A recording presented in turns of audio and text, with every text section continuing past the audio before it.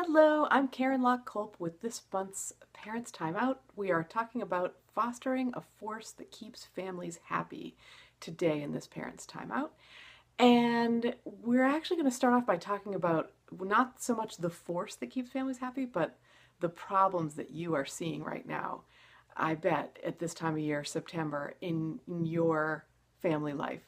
And it's that we've got all these new routines starting up. School is starting, or homeschooling, or new daycare routines, maybe something like that. It seems like in the autumn there's an awful lot of routines that change or take on some new thing to try us, right? And so no one is getting enough rest. Nobody is. We're all trying to we're running, we're figuring out our new sports schedules. We're all like kind of on this hamster wheel that we're back in the rat race. We're back on the hamster wheel, and we're we're just feeling incredibly overwhelmed. And if that is you, I really sympathize with you. And today I want to talk about what happens when we are feeling really overwhelmed. And I want to get into this force that we do not foster when we're feeling overwhelmed, and how important this force is to us. The force itself is, of all things, creativity. Humans really, really need creativity. And when we are not getting the rest that we need, when we're not eating properly, when we're sort of getting started on a new schedule, or just going through sort of what feels like a grueling daily routine, then our creative juices are not flowing in those moments. And recently, a listener asked me, what are the hazards of overwhelm? And so I've done a couple of episodes about fostering creativity and about the hazards of overwhelm in the podcast that I do, the We Turned Out Okay podcast. And I wanted to kind of get in here and talk about the hazards of overwhelm, and more specifically kind of get into like fostering creativity at this time of year, because I feel like that's, I'm feeling this way. I know a lot of you out there are feeling this just horrible kind of, I'm so overwhelmed and I don't know what to do kind of thing. So the first thing is really recognizing that that's what the problem is. Like we can go through our daily lives, and we can plan our schedules, and we can make our to-do lists, and we can, just try and keep up in the rat race, and feel worse and worse, and not understand why, not understand what's at the root of the problem. And really what's at the root of the problem is just feeling overscheduled and overwhelmed with our day-to-day activities when there are just too many of them, and feeling like we have to keep up with all of them. We have to keep all these balls in the air. That's really what episode 180 of We Turned Out Okay is about. So if you're interested in sort of listening to hear more about that, go to WeTurnedOutOK.com/180, and you can hear all about how to alleviate overwhelm and the hazards of it, and how to get better from it. But today I wanted to get in here and specifically talk about, like, once we recognize overwhelm as the problem, overscheduling as the problem, and we've figured out some ways to say no, to the overwhelm. Basically, one way is to literally say no, to take stock of, like, what are your priorities, and figure out how to take some of those lesser priorities and remove them from your plate. Maybe it means trying to schedule dentist and doctor appointments sometime after the fall sports season is over, if you feel like you've got a lot of those coming up. I know, like, our sort of annual physicals happen at this time of year, and our dental cleanings all seem to happen in opportune times of the year. And so one thing that we can do is we can basically say, okay, what can I take stock of for this week or this month, and just take off my plate, put off, or finish, or find a way to do something with. And then another way is to just basically, when somebody approaches you to do something, if you're looking at your schedule and you're thinking, like, I cannot add anything else to the schedule, so many times what we do then is we say, well, I will just try and fit this in. And now we're just spreading ourselves so thin, and we're feeling so unhappy.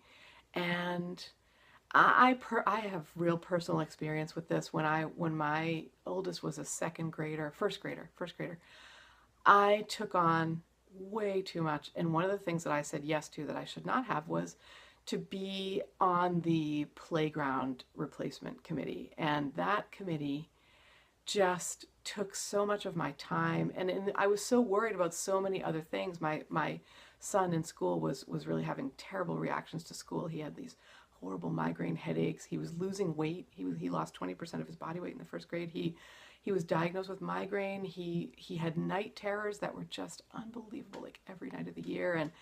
And I was like, well, I'll just take more on, because I think partly because that's just what we do sometimes, but also I was thinking, well, research shows that parents who are on committees have children who are better, who do better in school. And so I thought, well, I'll just take this on. And not only was I watching my son become really ill, but I also became really ill. That was the year where I was prescribed migraine medication for myself, and I would routinely go through all of what my healthcare would allot me, and I was buying $25 pills because I had a prescription for it. It's not like I was doing something illegal, but I needed more than my healthcare would allow. So I would have to pay $25 per pill. Like every month I was getting more, I was exceeding my allotment of migraine medicine because I kept getting more. I had more migraines than I had medicine for. And I mean, just the things that like Overwhelm and overscheduling do to us as parents is just a killer. And I really, really don't want that. I want to spare you this pain. I really do. And once we get past that, once we are able to say no, and once we are able to, really decide what are our most important priorities and focus on getting those, then we now have room in our lives to foster this creative force. And in this, what I want to kind of reference now is an interview that I had with a man who is a total creative force. His name's Dan Blank, and what he does is he helps people find and foster their creativity, especially in writing, but I think also in other. I'm a podcaster, not so much a writer, at least not at this moment in my life, and I get real value from Dan Blank. He's got a book called Be the Gateway. He's got a Friday newsletter that is just super fun and awesome. And he has some great, in our interview, which is episode 179 of Weird Turned Out Okay, he references some really great ways that he has overcome, that he's hit obstacles in his creativity and overcome them, and how he manages to be a creative person while he has a newborn baby and a 6-year-old son and a marriage and a home to upkeep, and all the things all the balls that we keep in the air.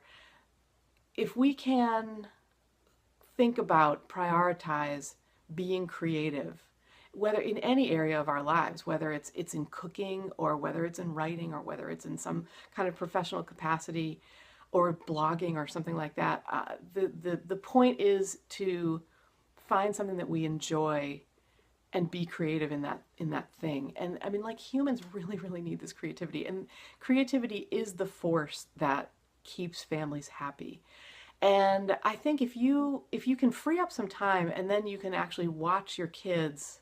One way of thinking about creativity is to think about being bored and coming up with things to do when you're bored, because boredom is it's a force that we don't like. It's a thing we humans really, really hate. And if we take away the screens and we just give especially our young children, kind of leeway to be bored and to not overschedule them, and to see what happens, to see what they come up with, that is them being creative. And that can be a real lesson for us. I mean, if you ever watch a child walk into a room where something has changed, there's a new book out there or something like that, what the child does is they maybe will audibly remark on it, and they'll go over and look at it, and they'll start tinkering. If it's a new set of blocks, or a new it can even be dangerous things, right? Kids, like, if you leave matches around, kids are gonna see those and figure out how to use them, and maybe it can be very dangerous.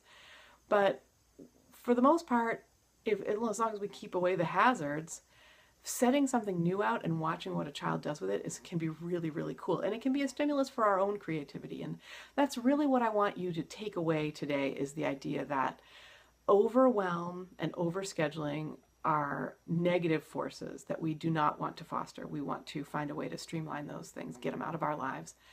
And that creativity is the force that fosters happy families. And I really hope that helps you this month as you're, getting into the school year. It's September right now if you're watching in real time, and just that really paying attention to this idea of creativity is something that is so, so helpful for families, and I know it can be helpful for you. To hear more, go to WeTurnedOutOK.com/179 or /180 to hear more on creativity in my interview with Dan Blank. That's 179. And then to hear more on the hazards of overscheduling and how to alleviate them, go to WeTurnedOutOK.com/180. And that's it. I will talk to you next month. Have a great month and be creative. Get out there and really enjoy yourself this month. I know at the beginning of the school year, here I am telling you to really enjoy yourself. But that's because I think it's possible and I think it could be great. All right, bye.